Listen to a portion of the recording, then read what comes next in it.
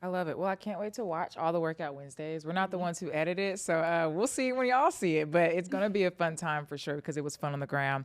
Now, we're about to do this new segment. So we're going to look at, I'm not going to say there's spicy comments. We're going to say track and field hot takes. But we scoured the internet and found some things in track and field that we need to talk about. So this first one is a Grand Slam track TikTok. They posted this video of Gabby Thomas. She was cute. She was running, doing what she does best. And she commented, "So dope. Please pay me," with a crying face emoji. That's iconic. That's like, I feel like it's already immortalized itself. So dope. Please pay me. Yeah. I find myself saying that for random reasons. I love it. It's like, it's tough. There's trouble in paradise, maybe. Yeah, I think one, for her to comment that on the page is like, it's funny to us, but like, nah, y'all should probably pay her. Because we've all heard like the articles, and I don't know if you want to call it rumors, but we all have heard the things that the athletes haven't got paid yet. My 1 2 cents, bear with me. Athletes historically get paid on a slow basis. I'm not saying that they should, because they shouldn't, but I'm an agent and also date an athlete. They get paid so slow. Tripp hasn't got paid. Tripp medaled at Worlds in Nanjing. He hasn't got paid yet. Wait, for real? They're waiting on drug tests. Like from Wow. everybody. I don't know if it's just the event, but like they're waiting on drug tests. But he's been drug tested prior to. No, he between has, then but like and now. I think they wait for like everybody's to come through. Oh. But I like, what's shocking is like, you would think it's not like a world record went down. Like, no, like historically, like these big meets like Diamond League, like Worlds, like World Athletics, like these federations take a long time to pay athletes on a regular basis. So I know they should pay that girl. I don't know what was in her contract. You missing what, 400K, 300K? I will say, I think it's probably good they do their due diligence. I don't know if it's the case with Grand Slam. It's probably a different thing, but, we don't have another Chep and Get It situation. You got to make sure those tests clear before the check goes out. But people got to pay rent. So Yeah. I'm like, I need to pay my rent. I have bills to pay. And the landlord's not going to be like, oh, okay, we'll just wait till your drug test is back and we'll wait till that clears. But you're good. I don't know anybody who's going to, know. But it's hard because I think it's a balancing act where maybe there's some truth to some of the rumors that are out there right now. But then also, to your point, historically, athletes it's taken a while for them to get paid. But they're probably just Grand Slams being zeroed in right now because of everything that's going on, and then the financial rumors and things of that nature. So it's being emphasized maybe a bit unfairly. But again, if Gabby is commenting these things, so there's trouble in paradise. Absolutely. And maybe she was told something and then something didn't happen. So I don't know. I think you can take it as you must. Take it as you will. Yes. All right. Time for this next comment. So this was under a YouTube video. Yeah. I Miss think that's one of ours. Yes. Julian Alfred, right before she lines up, it says, "Julian will win the world championship in both the 100 and 200. Bearing injury, mark these words. I don't see anyone else close to her this year at all. It is her time to reign." I agree. Yeah. I talked about it. Yeah, I mean, 1 and 2, I will say, like, I do expect kind of like a lean at the line for the 1. Yeah. Because I think we have some people like Melissa Jefferson Wooden, like maybe Sha'Carri gets back healthy, back to where she's at. But I think there's a world where like we can see some competition. Like, I don't think it's gonna be walking apart, but I don't think that's crazy for her to get the 1 and 2 title. Not at all. Not at all. I think that's a fair take. I think the only thing I may disagree with is the not even close. Not even close is where I'm kind of like, there's a lot of talented athletes out there, because to your point, there might be a lean at the line, or there may need to be like where everyone needs to run through the line. There will be like the margin of victory is not going to be so much where we can afford to slow down at the line. Yeah. Maybe the 2, I don't know, because again, you can't count out Gabby. And then there's a lot of other people, like, I mean, you got the reigning world champion, Sharika Jackson is still in the mix, So I don't know but we haven't seen what she's been doing. But I mean, yeah. Close is kind of losing me. Wait, you don't think it'll be close? I don't think it's going to be, like, the part of his sentence was, it's not even close. Oh yeah, no, I agree. Yeah, that's what I was like, I think it's gonna be close, but like I think she could do it. But the double is not far fetched. I think she gets a double. Yeah. So no, I see. Yeah. But the not even close is kind of like, it's gonna be an exciting race. That's what I'm saying. Yeah. All right, let's go to this next comment. This is from Nice Kicks. 'Kay. Little baby throwback. Noah Lyles, rumor has it, he said that I want my own trainer. Dead serious. I want a sneaker. There ain't no money in spikes. There's money in sneakers. He said this following his 2024 Olympic victory. Get this man a shoe deal. I don't think we've had any track sneakers yet. We haven't. I would buy it. I would, but I think here's the thing. Uh-oh. Hold on, Nia. Let me don't get us canceled. No, I love track and kidding. field. I think the issue is track and before we even get into Noah, track and field is niche. It's very, very niche. It's hard to compare on the level of you know what? Let's take one of his arguments when he talks about like Anthony Edwards, his Adidas counterpart. Yeah, I know Ant hasn't won an NBA championship and things of that nature. And if you line up individual accolades, it's lopsided in comparison to Noah Lyles. But Anthony Edwards plays a very mainstream sport. He's a very popular athlete. And I think there's a bit of a cheat code when it's a team sport already. I think that's what kind of makes, at least in the United States of America, a lot of people get interest and gain interest. And I think that's a big reason why track becomes not so niche when the Olympics rolls around, because now it's Team USA. Let's see what Team USA is going to do. Not just Gabby Thomas, not just Noah Lyles, not just the 4x1. What is Team USA going to do? And Team USA usually dominates. I think that's why it's one of the most watched events in the Olympics. But then the other 3 years, it becomes like obsolete. So I think there's that. So it's like, how do you bring track and field into mainstream media for people outside of track and field to care, for us to now buy your shoe? If we want to market your shoe, how can we buy it? Because I would argue that Nike can make a Sha'Carri shoe. She has blown up in mainstream media. She's able to walk down the street and she's immediately recognizable, and people want a picture and people want whatever, feel how you feel. But I think she can have a shoe in that sense. I think Noah can have a shoe, but it's how does he really go get into mainstream media besides asking NBA players at the World Championships of what? Yeah. So I think there was an interesting point in London, and I think you're exactly nail on the head. People have to care in order to sell shoes, and unfortunately, the issue is that hasn't always been the case. It's tough to make the average person care, and I think a lot of that boils down to storytelling. And so I was really interested to hear from Noah. He talked like for a long time this past weekend in London during the press conference about some initiatives he's taking, partnering with the studio that made Sprint to start his own production company. I think that's maybe the path to making people generate more interest in the non-Olympic years. And so I'm really excited to see. It's not going to be just focusing on him. I think it's aiming to bring really elevated storytelling to track athletes, and so I commend him for that. I think that's a brilliant play, because I think when you can present things to people, then they'll take note. And so I'm excited about that. He's started up his own little production company in partnership with Box to Box, which made Sprint. So yeah, that's why I could never hate him. He's trying to grow the sport, and he's actively doing it, not just running fast times, but speaking out, even if some people doesn't like what he says. Doing these things, these ventures outside of track, thinking about life beyond track and how he can contribute to those coming after him. A shoe would be nice, but there has to be a way to, I think we're mismarketing a bit. Yeah. If there can be a way that, I don't know the answer, but to get track and field not as niche, and then in turn Noah not so much, then I think he can get a shoe in a successful one with Adidas. It would be nice. Yeah, absolutely. My 1-2 cents, because I agree with everything, is I feel like on the same shoe topic, Usain should have got a shoe. Like Puma, in fact, he could still get a shoe. Like, like to your point of main media, there's very few names that, like, I call them household names. Like, you could say it and everybody knows.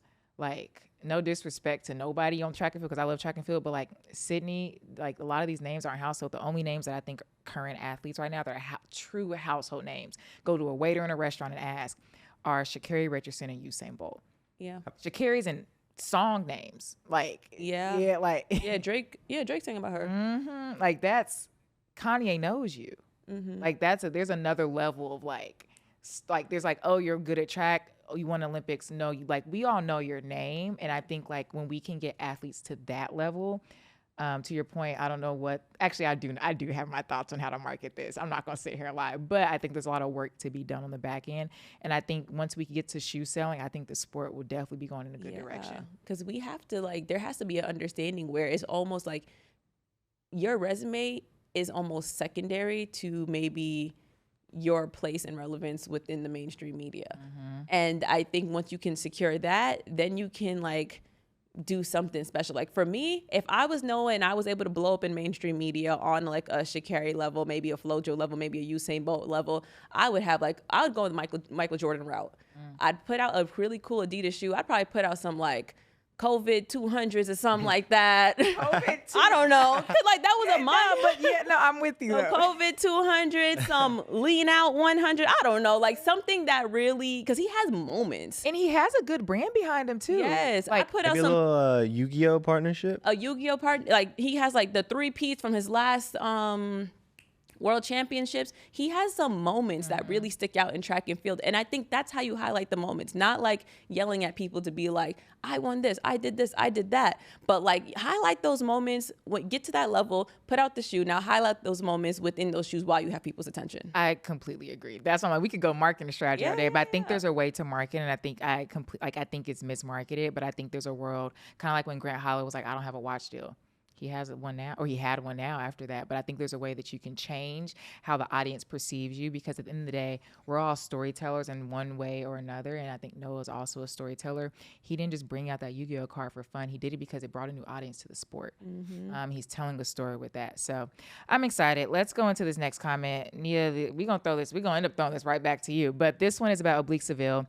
It says, Oblique Seville is naturally talented. As soon as he gets over his fears, he will be unstoppable. The kid was moving. And somebody commented back and said, y'all have been saying this for half a decade. Bruh, has no medal to show for it. Listen, Dr. Hustle. That is not nice. But again, there's a bit of validity to it. He doesn't. I want him to beat the allegations that he doesn't show up, because he can. He has the talent. And he showed that, especially this season. He showed it at Jamaica Trials. He showed it this weekend in London. 9.8 is that's a lot, but I think the answer to that is just he has to medal. He has to. Like, I think same way, if again we talk about other sports, certain sports is like championship or bust. We could talk about OKC, for example, with the NBA championships. People were kind of saying they were too young, they're not ready, they don't have it. Can they come out the West?